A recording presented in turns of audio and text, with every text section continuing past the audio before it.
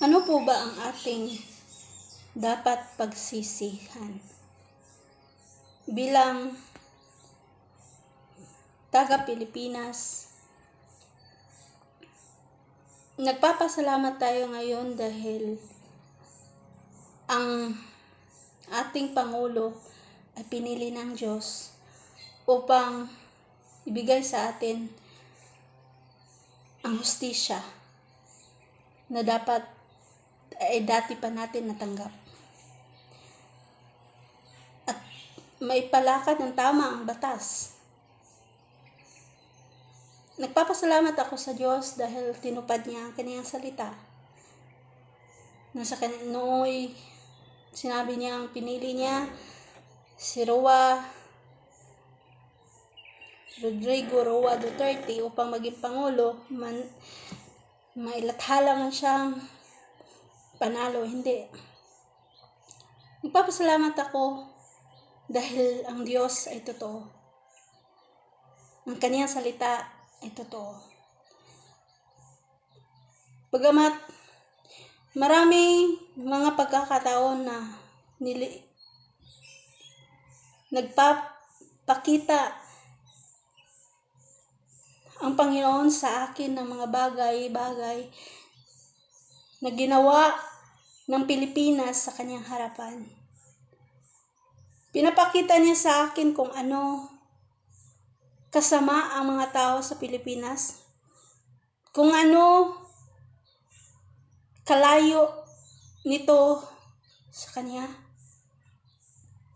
Lalo na una-una sa simbahan, kung saan ang lahat ng mananampalataya ay nagsasamba sa Diyos, maligayang nagdadarasal, maligayang nag-praise and worship sa Panginoon.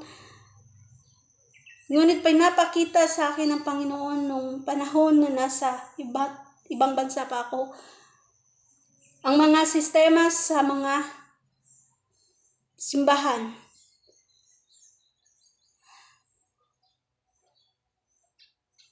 Noon ay nagdadalawang isip ako. I was confused. Totoo ba yun?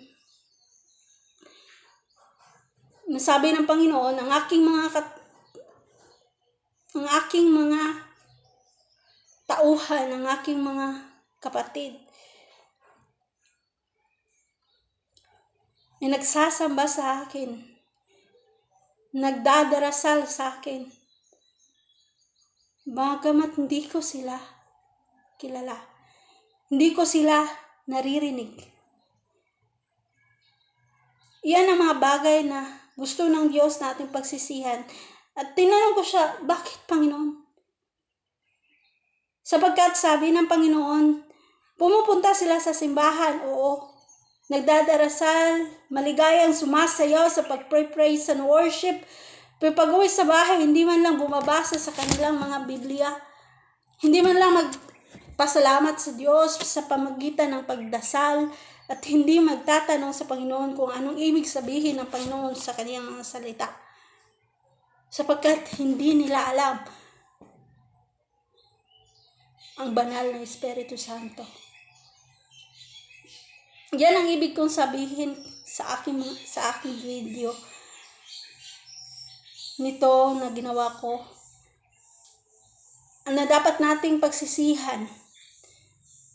Ang ating pakipag-isa sa Diyos ay hindi taken for granted. Gusto ng Panginoon na siya ay manahan sa ating puso at isipan.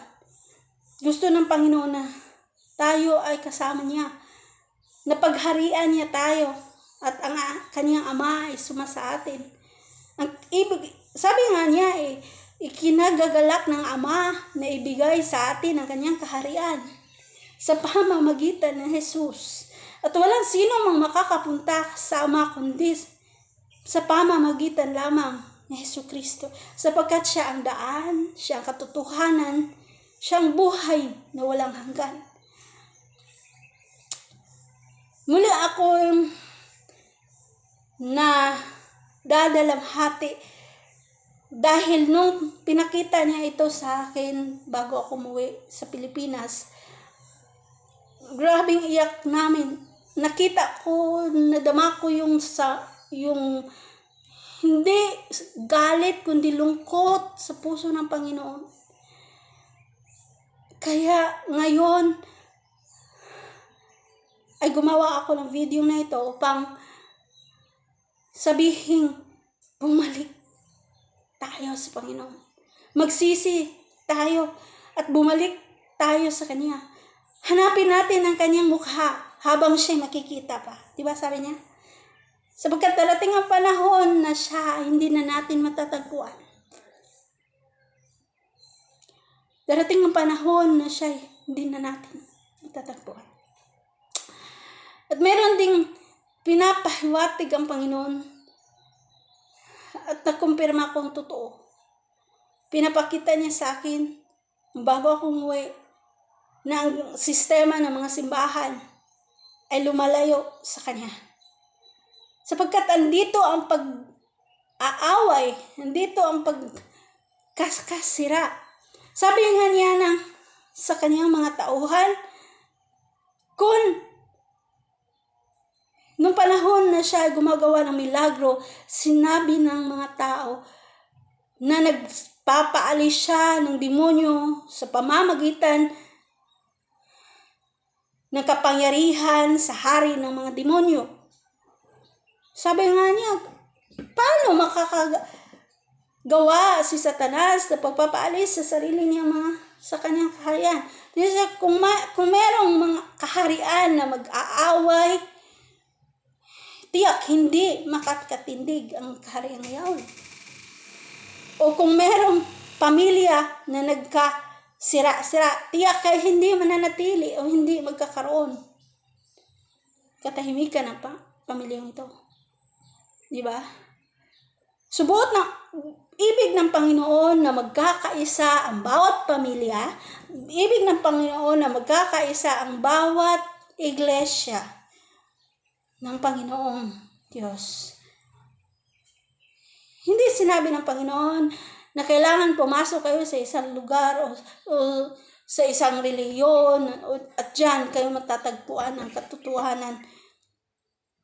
Sabi nga niya siya ang daan, siya ang katotohanan, siya ang buhay na walang hanggan. So, siya ang Panginoon mismo. Hindi na po dapat na magsisihan. Yan ang dapat pagsisihan natin.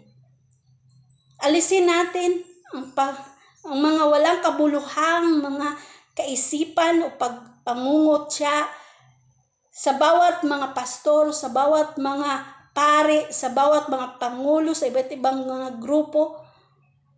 Ayaw nila yung mga tupa daw nila na pumupunta sa ibang mga grupo, makikiayon sa ibang mga grupo, dahil gusto nila, yung grupo nila, yun lang ang, tama na. Hindi yan ang ibig ng Diyos.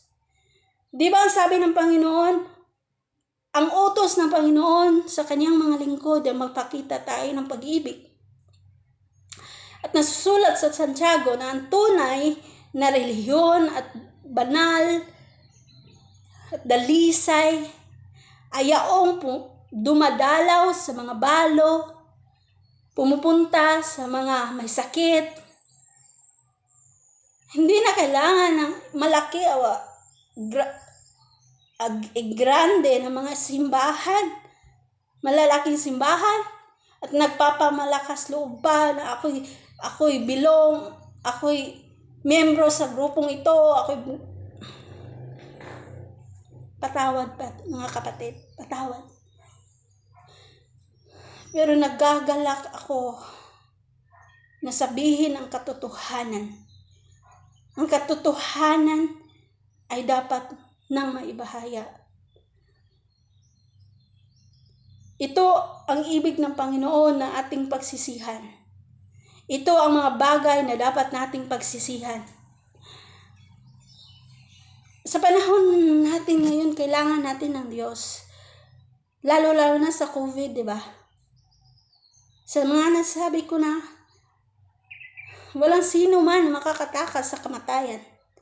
Ngunit tanungin mo ang sarili mo kung saan ka pupunta pag ikaw ay mamamatay. Di ba?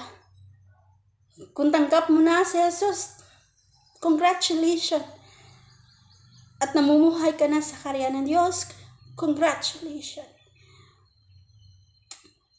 Patuloy natin, manatili tayo dito sa liwanag.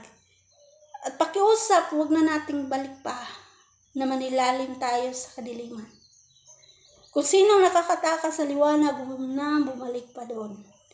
Ang ibig sabihin ng Diyos na huwag na bumalik sa kadiliman, huwag na bumalik sa mga masasamang gawa. Bagamat gumawa ng mabuting gawa. Ayon nga sa Ezekiel 3:6, sabi ng Panginoon kang Ezekiel bilang bantay ng Israel. Pagkaraan ng 7 araw, sinabi lang sa akin ni Yahweh, Ezekiel, anak ng tao, ginawa kitang bantay ng bansang Israel. Makinig ka sa aking sasabihin at bigyan mo sila ng babala. Kapag sinabi kong tiyak na mamamatay ang mga taong masama at hindi mo sila binigyan ng babala upang sila'y makapagsisis ang kanilang kasalanan, ang mga taong ang iyon ay mamamatay dahil sa kanilang kasalanan. Ngunit pananagutan mo sa akin ang kanilang kamatayan. Subalit kapag nabigyan mo sila ng babala at hindi sila nagsisi sa kanilang kasamaan, mamamatay nga sila dahil sa kanilang mga kasalanan. Ngunit hindi mo iyon pananagutan. Kapag nagpakasama ang isang matuwid, ilalagay ko siya sa panganib. Mawawalan ng kabuluhan ang kabutihang ginawa niya noong una at mamamatay nga siya dahil sa kanyang kasalanan. Kapag hindi mo siya binigyan ng babala, pananagutan mo sa akin ang kanyang kamatayan. Ngunit kapag binigyan mo ng babala ang mga taong matuwid at sila'y lumalayo sa kasamaan, hindi sila mamamatay at wala kang pananagutan. Takot ako sa mga salita ng Diyos na ito. Hindi ko man naamin na ako'y propeta. Hindi man ako propeta. Ngunit sa tuwing binabasa ko ang salita nito at yung maalala ko ang mga sinasabi niya sa akin na dapat ko isasabi, ay nakokonsensya ako. Kaya sa umagang ito, ginawa ko ang videong ito, isang panawagan para sa pagsisisi sa lahat ng simbahan. Kahit anong relihiyon, kahit anong grupo, magsisi tayo. Magpapakumbaba tayo sa Panginoon. Sa lahat ng mga nasa kalye na may kasalanan, na masasama, may panahon pa habang andito pa ang Panginoon. Nagpakamatay siya sa krus at kailanman hindi na siya babalik upang magpakamatay muli. Ngunit babalik siya upang maghusga at maghari sa mundo. Mapapalad ang mga taong nakikinig sa salita ng Diyos, sa mga salita na sinalita ng Espiritu sa mga iglesia. Pakiusap, magsisi, at tanggapin ng buong puso ang katotohanan sa kaharian at sa katapusan. Ito'y katapusan na ng mundo na tayo'y naninirahan sa kadiliman, na ang mundo ay sobrang napakadilim. Ngunit kung tinatanggap mo si Jesus, ang liwanag niya ay nasa sa iyo, ay nasa sa atin. Kaya kailanman hindi tayo mawawala sapagkat siya'y kasama natin. Nagpapasalamat ako sa lahat ng mga iglesia, lahat ng mananampalataya, sa lahat ng parte ng katawan ni Kristo, sa body of Christ, na patuloy na nananampalataya. At for all body of Christ, I'm calling you, for all of you, na magkaisa po tayo sa isang pananampalataya, isang pagdadarasal para po sa ating mundo, para po sa ating bayan sa Pilipinas. At muli po, isa po ang pinaka samaha ng aking loob na patuloy nating iniiba yung batas. Maraming tumatakas sa batas, maraming hindi nagsusunod sa batas. Nakikita ko, maraming nagsisiraan, maraming naggugulo, maraming kahit sa pagsasabi sa salita ng Diyos, maraming nagdidibati, maraming nag-aaway, hindi gusto ng Panginoon yan. Mga kapatid, kung tayo'y I want you to put in one chip.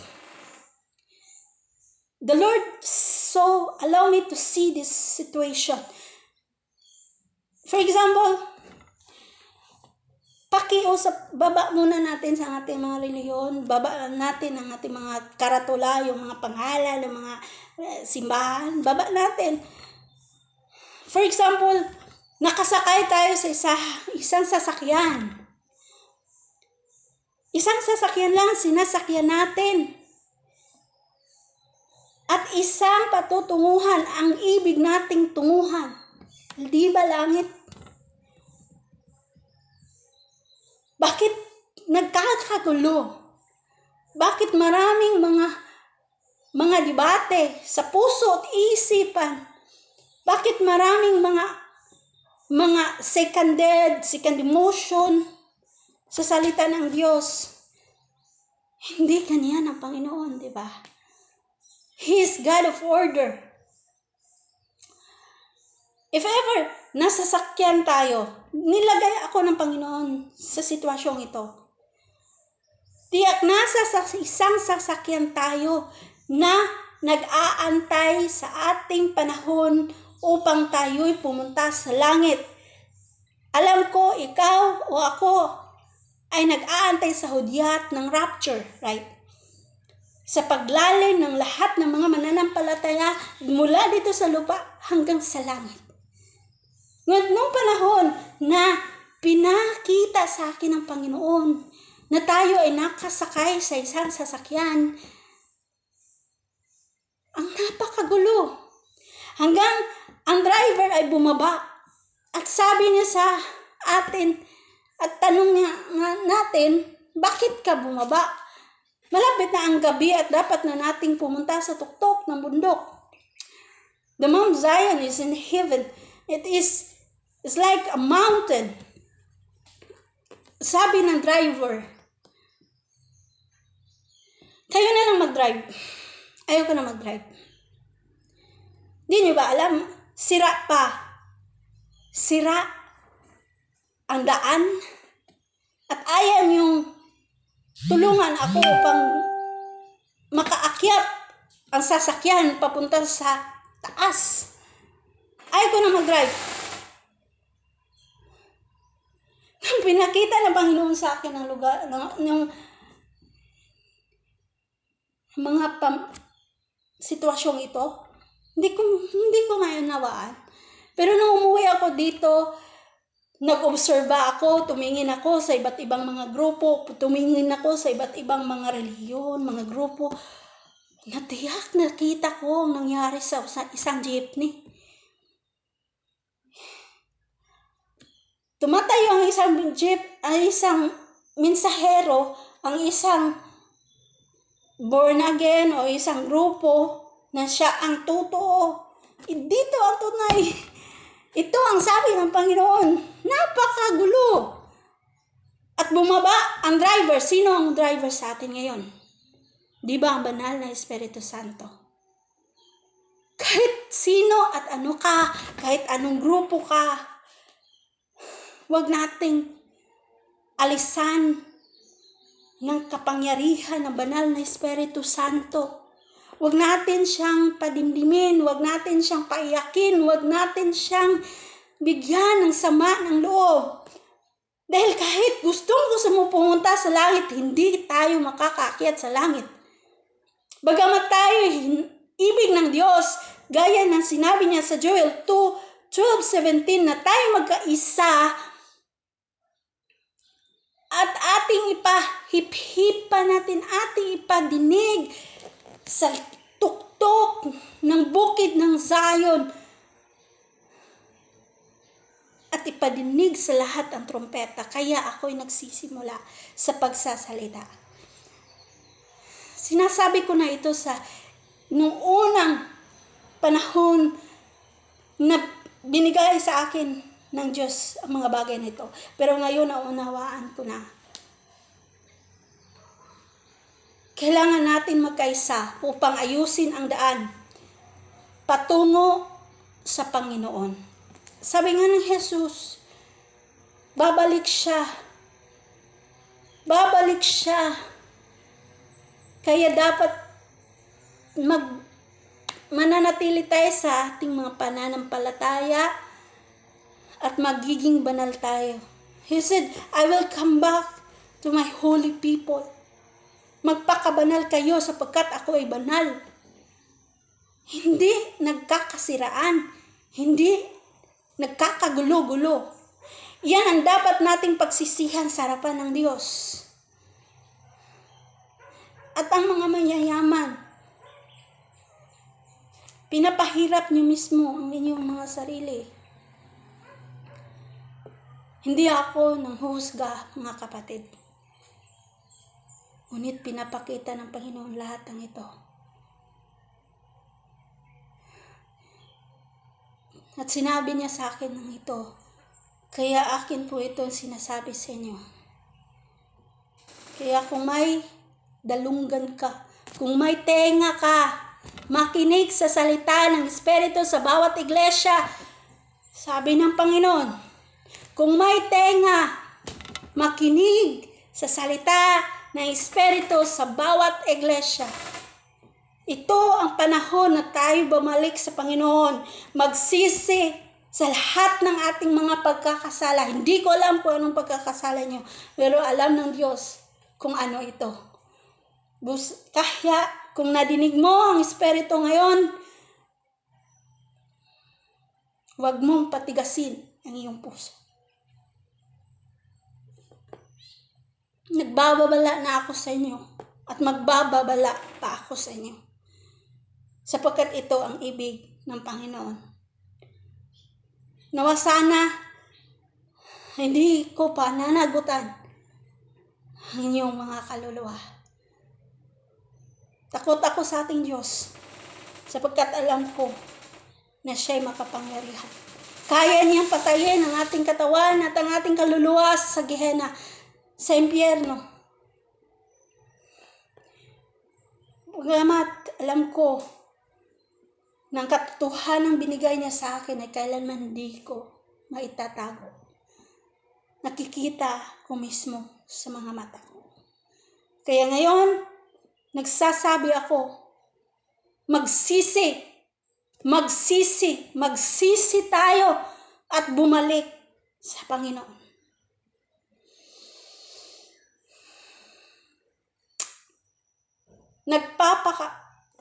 Nakikiusap din po ako sa ating mahal na Pangulo.